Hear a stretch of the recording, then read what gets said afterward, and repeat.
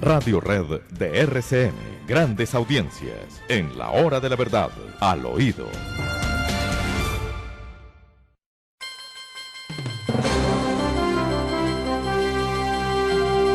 Bueno, Nicolás, y ahora lo que tenemos a la vista es que algunos personajes que habían desaparecido del espectro político en cuanto a su presencia en el Congreso de la República, parece que quieren volver a aparecer. Y esta vez en un lugar donde no sé si estaban antes, diérame la impresión que no. Estoy hablando del doctor David Luna.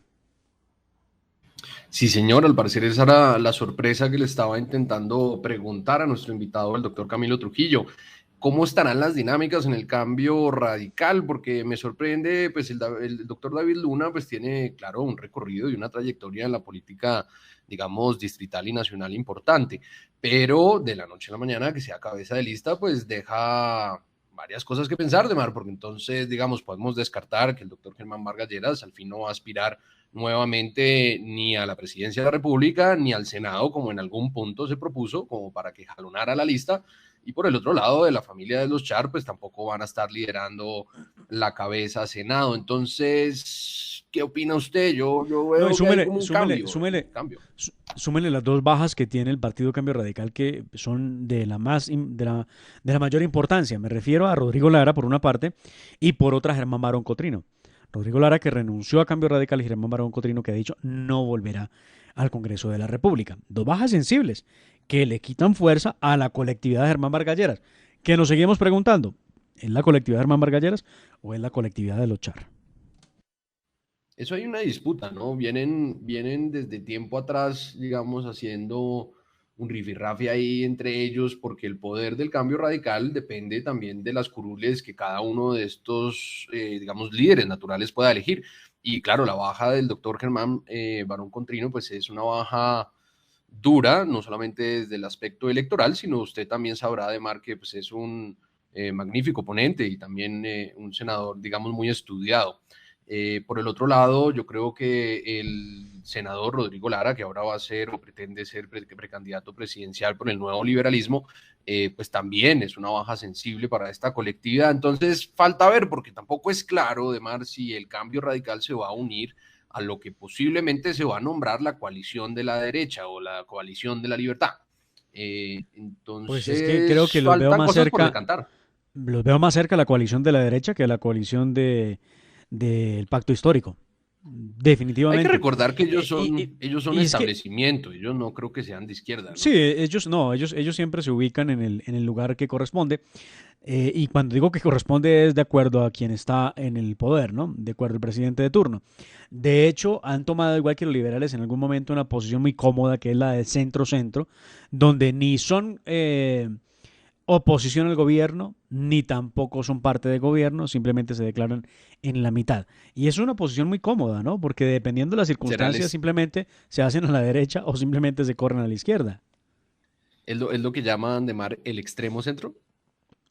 Es lo que llaman el extremo centro, pero yo no sé si el extremo centro del que habla el presidente Iván Duque sea exactamente esa recreación de lo que estamos diciendo. Puede ser el centro-centro, porque es que, ojo, hay centro-centro y hay extremo-centro. Son dos categorías diferentes. Políticamente no sé cómo explicárselas, pero sí, existen. Parece que se volvió como un subespectro ideológico en nuestro país. Yo puse un tuit hace ya varios meses y me dieron duro, Demar, yo creo que se lo mandé, en donde decía que el centro se había convertido en una posición muy cómoda para cambiar de posturas debido a la coyuntura. ¿Qué tal esa frase? Me salió inspirada. Sí, señor, sí, estaba inspirado usted. Y es la verdad, porque es lo que ocurre. Porque ahora cabe todo el mundo ahí, ¿no? Petro pues ahora también es de centro, ¿no? Pues depende de Petro quien le hable. Si usted escucha a Gustavo Petro en Caracol, su postura es muy clara. Si le escucha en Semana, su postura cambia y se hace más de centro. Y seguramente, si lo que pasa es que no lo haríamos porque no es de nuestros afectos, la candidatura lo hiciéramos por estos lados, diría que es de casi derecha. Y todos se acomodan de acuerdo a la circunstancia, que es lo más horrible que uno puede ver en política. Creo que en política o es blanco o es negro, pero esas posturas de centro que no dicen nada, O peor aún, Nicolás, esas posturas que dicen, ya no más polarización, acabemos con esta polarización. No, pues los que dicen que no, que acabemos con la polarización son los que estarían dispuestos a vivir en la dictadura de las ideas de un sujeto, sea el presidente de la República o sea el aspirante. Y pues si se acaba la polarización, pues se acaba la división de ideas, ¿no? Usted puede pensar de derecha o de izquierda, puedo hacer exactamente igual y debatir sobre ellas para construir un consenso que permita llevar al país. Pero cuando dicen que hay que acabar la polarización, pues realmente es espeluznante. En Cuba, hace más de 60 años, se acabó la polarización. Y en Venezuela, hace casi más de 20, se acabó la polarización. Solamente es Chávez, Maduro y en Cuba solamente los Castro. Entonces, si eso es lo que pretenden hacer en Colombia, acabar la polarización, pues válgame Dios, imagínese dónde vamos a terminar. Hombre, Mare, a mí me preocupa ese discurso porque escudado en que hay que acabar la polarización, los que se dicen de centro, los que se supone, según ellos, son los poseedores de la verdad, los buenistas de nuestra nación, los que ellos sí saben qué es lo que nosotros necesitamos, comienzan a aislar, a sacar o a vetar, por así decirlo, ciertas posturas que van en contra de esta mezcolanza que se ha convertido el centro. Entonces a mí me preocupa porque la democracia es con todos. Aquí tiene que todo el mundo poder hablar y todo el mundo sin vetos poder poner sus posturas. Pero póngale cuidado, porque por eso le digo que hay un subespectro ideológico. En este subespectro ideológico, donde solamente existe centro, centro izquierda y centro derecha, se está intentando aislar unos supuestos extremos, pero ellos mismos en su supuesto centro también se han vuelto extremistas. Entonces, ahí yo creo que es un juego peligroso. El espectro tiene que ser abierto. La Pues democracia tiene que ser juego con todos, toque, como en el partido de ayer, que más o menos tuvimos nuestros momentos. Hay que pasarle la pelota a todo el mundo y todo el mundo tiene derecho a pegarle la pelota. Pues vea, son tan dinámicos estos de la extrema izquierda que hay una imagen que dice más que 1000 palabras. Y quiero preguntarle a usted por la fotografía que revela la afinidad del pacto histórico con unos personajes que, válganos Dios, de demócratas, muy poco. Bueno, pero yo les puedo contar sobre eso, Demar. Y es que precisamente el fin de semana, el viernes, una concejala de Cali, Ana Erazo, publicó una fotografía en la que, bueno, ella documenta de alguna manera una reunión del Pacto Histórico en Cali. Y bueno, causó bastante polémica porque en la sala donde se está realizando la reunión y además lo vemos en la fotografía, hay varias fotos o cuadros en formato además bastante grande de Hugo Chávez, por ejemplo, del Che Guevara, de Lenin, de Lula da Silva, o sea, todas estas personas que están ligadas y además en el imaginario de todos con el comunismo, con el socialismo, y bueno, contradice, ¿no? Porque ya tú lo has dicho, ¿cuántas veces no hemos escuchado a Petro en estos días diciendo que él no es de izquierda? Pero, pues, ¿qué será eso? Como coalición, como grupo político, el pacto histórico, pues sí demuestra sus afinidades, porque bueno, hace reuniones en lugares donde se pueden ver fotografías de estos personajes. Es que el culto a estos dictadorzuelos es una cosa muy compleja. Vean ustedes, estaba revisando la fotografía, Cindy, mientras hablabas de ella, y buscando llegar a entender quiénes son los personajes que aparecen allí en esa fotografía. El cuadro más grande se lo lleva a Hugo Chávez, sí, el primero de ellos. Está al lado de Simón Bolívar porque pues muchos creen que entonces más o menos, muchos no.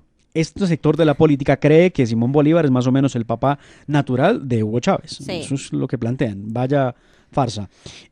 Por otro lado tienen ustedes al Che Guevara, el asesino, el terrorista Che Guevara, que decía abiertamente que, por ejemplo, la comunidad homosexual había que exterminarla. sí. Y vaya cosa rara de la vida, Nicolás, Cindy.